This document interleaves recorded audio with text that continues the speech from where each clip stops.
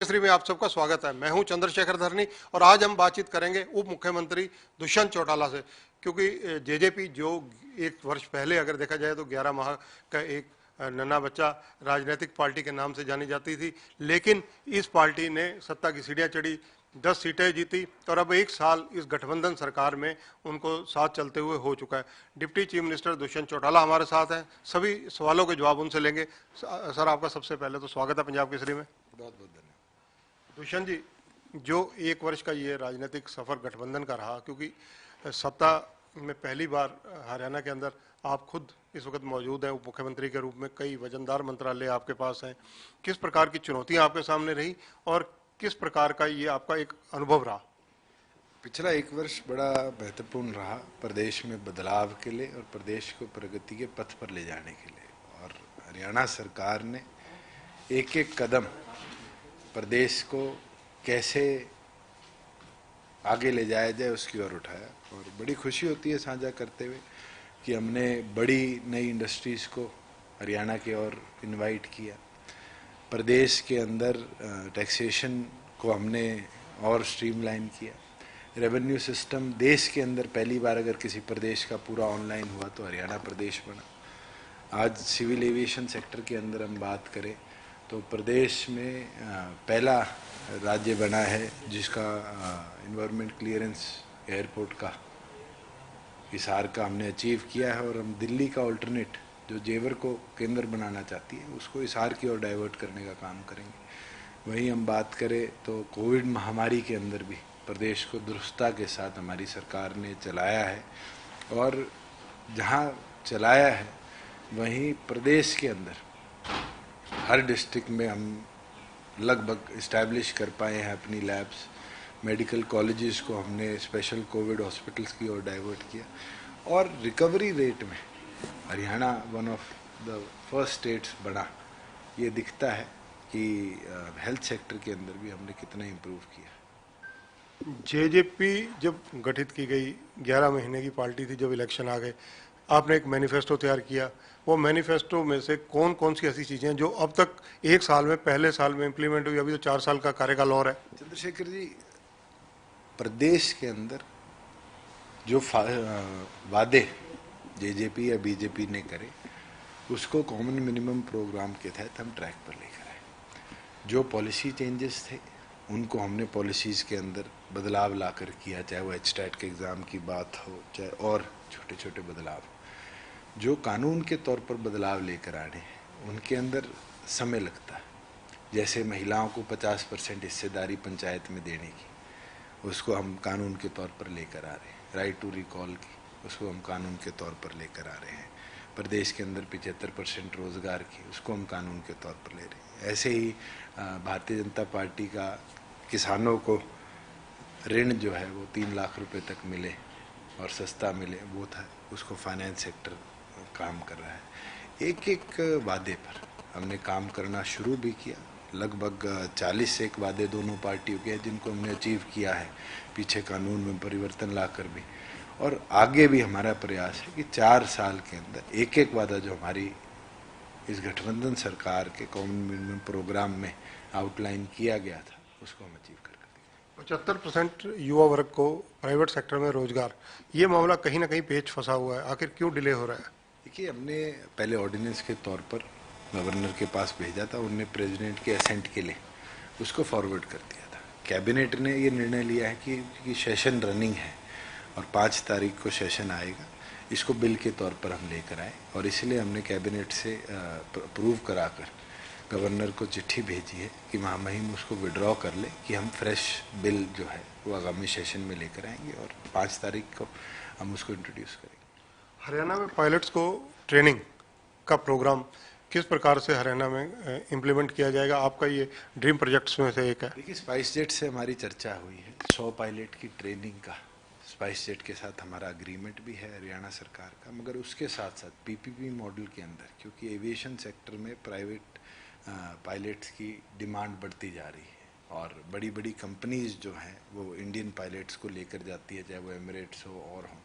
और उसके लिए हमने ये टारगेट लिया है कि हमारे जो फ्लाइंग स्कूल्स आज डिफंक्ट हैं, सिर्फ हिक्का अपनी ओर पर काम कर रहा है, वैसे प्राइवेट लोगों के साथ भी पीपीपी मॉडल के अंदर हमारे रनवेज को हम शेयर करें और फ्लाइंग स्कूल यहाँ डेवलप करें। अगर देखा जाए इस एक साल के अंदर अंदर आपको चुनौतियां भी बहुत मिली। आपके जो राजनीतिक प्रेमी हैं, मित्र कहें या राजनीतिक सामान्य प्रतिद्वंदी कहें, उन्होंने बार बार किसी न किसी बहाने से चाहे भ्रष्टाचार के आरोप लगाए, आपके डिपार्टमेंटों को टारगेट किया। दूसरा, उन्होंने बार बार इस्तीफे मांगे, चाहे वो कृषि कानूनों को लेकर मांगे हों आपके। चंद्रशेखर जी, एक चीज तो शायद आप भी एक साल में समझ गए हो कि जो काम करता है लोग उसका विरोध करते हैं। और मैंने जो भी बदलाव प्रदेश के अंदर लाने का काम किया है, उससे प्रदेश के लोगों की व्यवस्था और उनके जो समस्याएं थी उनमें कहीं ना कहीं इम्प्रूवमेंट आई है। रेवेन्यू डिपार्टमेंट को स्ट्रीमलाइन करना कोई छोटा टास्क नहीं था, और जिस तरीके से हमने रेवेन्यू डिपार्टमेंट को स्ट्रीमलाइन किया, करोड़ों रुपए आज प्रॉपर्टी टैक्स में सरकार को जमा हुआ और लोग खुद ऑनलाइन जमा करा रहे हैं।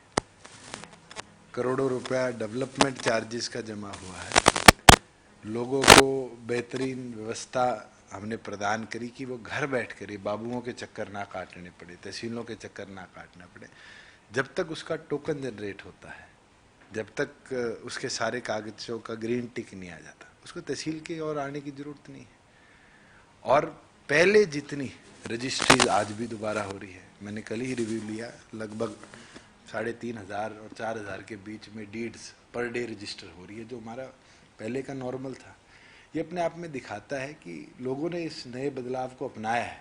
और खुशी है सांझी आपसे करता हूँ कि हरियाणा ने ये कदम उठाया और 2 महीने बाद हरियाणा को रेप्लिकेट तेलंगाना ने किया। और मैं तो स्वयं प्रधानमंत्री को भी पत्र लिखकर कहूँगा कि ये सेम मॉडल रेवेन्यू सिस्टम का पूरे देश में लागू हो, जिससे एटलीस्ट लोगों के लिए बेहतरीन व्यवस्था देश में हम दे पाएँ। कृषि कानूनों को लेकर जब से ये बने हैं, कहीं ना कहीं राजनीतिक रूप से किसानों के द्वारा ये चीज़ें उछलने लगी। ये चीज़ें मार्केट में आएगी, दुष्यंत चौटाला इस्तीफा दें, क्योंकि वो चौधरी देवीलाल की चौथी पीढ़ी है।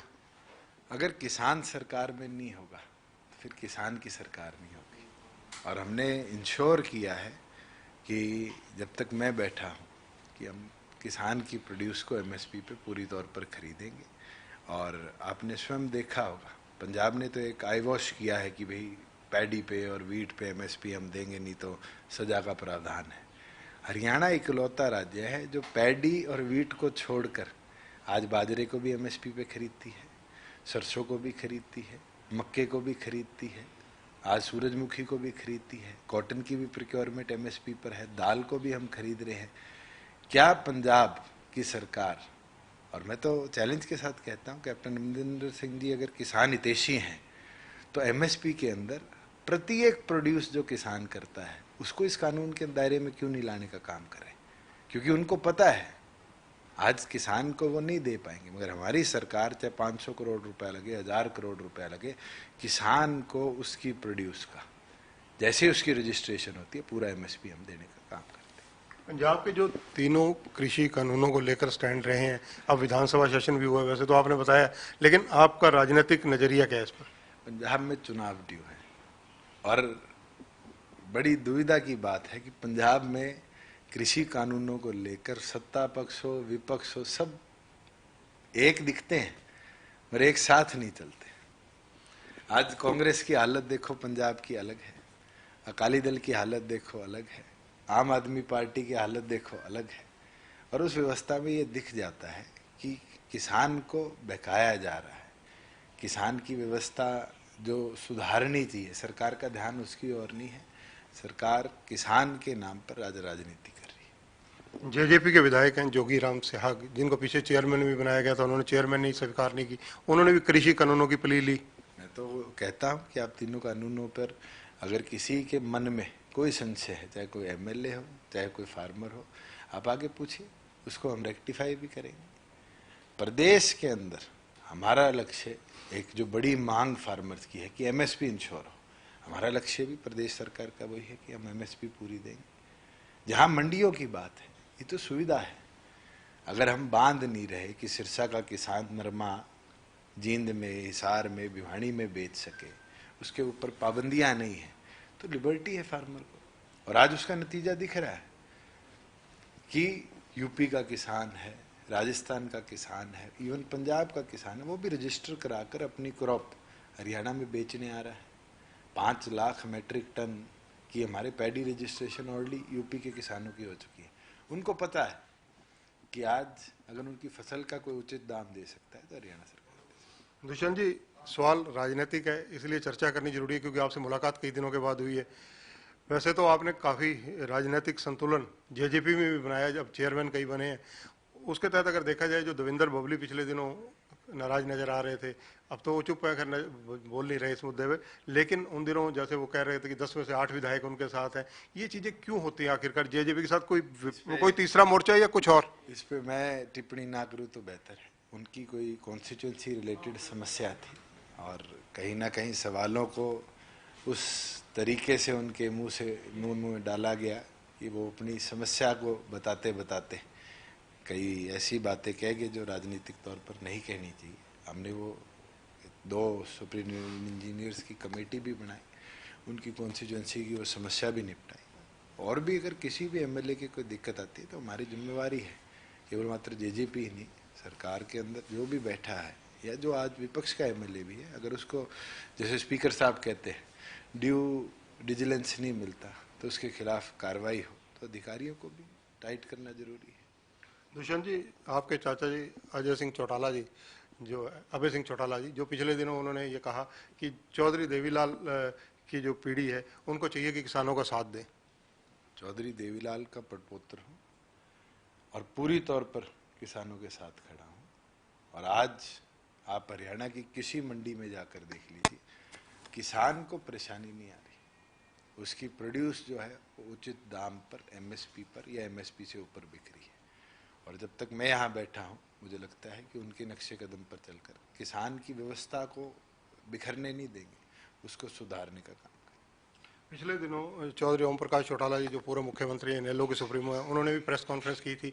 उन्होंने कहा कि चीफ मिनिस्टर की रेस में ना वो थे ना अजय सिंह थे, अभय सिंह ने अपना नाम विड्रा कर लिया। मैं इस पर टिप्पणी नहीं करूँगा। मैं कई बार 1 साल पहले या उससे पहले कई बार इस टॉपिक को हम छेड़ चुके हैं। रास्ते अलग हैं, इनेलो अलग है, जेजेपी अलग है, जननायक जनता पार्टी आज सरकार का हिस्सा है और एक लक्ष्य के साथ आगे बढ़ रही है कि प्रदेश के लोगों को बेहतरीन सुविधा मिले।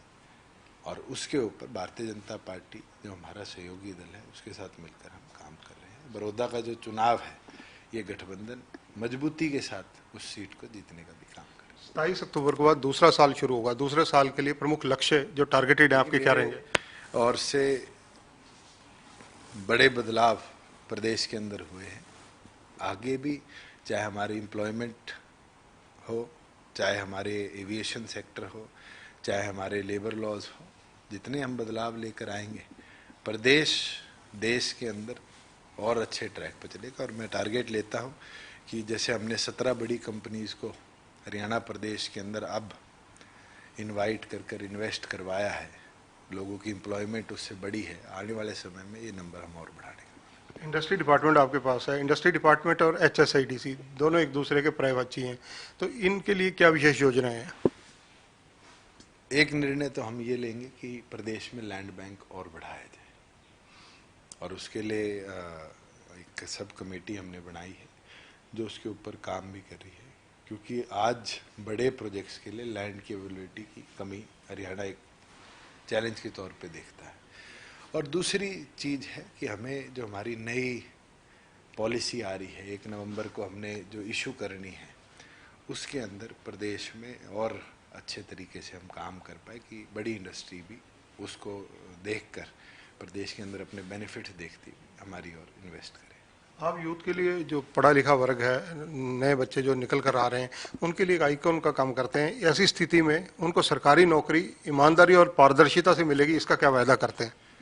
मैं पहले भी बड़ा स्पष्टता के साथ इस पर बोल चुका हूँ और आज भी कहता हूँ कि हमारे जो सिलेक्शन प्रोसेस है वो प्रदेश के अंदर कांग्रेस रिजीम के अंदर जिस रास्ते पर चला और आज हमारे कई अध्यापकों को भी उसकी मार झेलनी पड़ रही है, पिछली सरकार ने भी उसको इम्प्रूव किया है और हमारी सरकार ने आकर उसको और ज़्यादा स्ट्रीमलाइन करने का काम किया। कोविड के कारण क्योंकि एग्जामिनेशन नहीं हो पाए, हमारा ये लक्ष्य है कि जितनी वैकेंसीज प्रदेश में पड़ी हैं आने वाले दिनों के अंदर, क्योंकि हम भी देखते हैं डिपार्टमेंट वाइज, अगर मैं ब्लॉक डेवलपमेंट ऑफिसर्स की बात करूं, BDPOs की, तो हमारे पास सिर्फ 1/3 है हरियाणा में। अगर हम ग्राम सचिवों की बात करें तो 1/3 है। आज हमें हर डिपार्टमेंट में लोग चाहिए और जल्द से जल्द पारदर्शी तरीके से हम उनकी भर्तियां भी करेंगे और नए टैलेंट को लाकर इस सिस्टम को सुधारेंगे। धन्यवाद दुष्यंत जी। तो ये है दुष्यंत चौटाला, युवा वर्ग के लिए एक आश्वासन खुले रूप से दे रहे हैं कि जो टैलेंटेड पढ़े लिखे बच्चे हैं उनको बिल्कुल ईमानदारी से नौकरी मिलेगी और जो सिस्टम और जो प्रोसीजर अडोप्ट किया गया वो बहुत बेहतरीन है। इसके अलावा 1 साल का पिछला लेखा जोखा दिया, अगले साल की प्लानिंग उन्होंने बताई। कैमरामैन सुनील के साथ चंद्रशेखर धरनी, पंजाब केसरी टीवी, चंडीगढ़।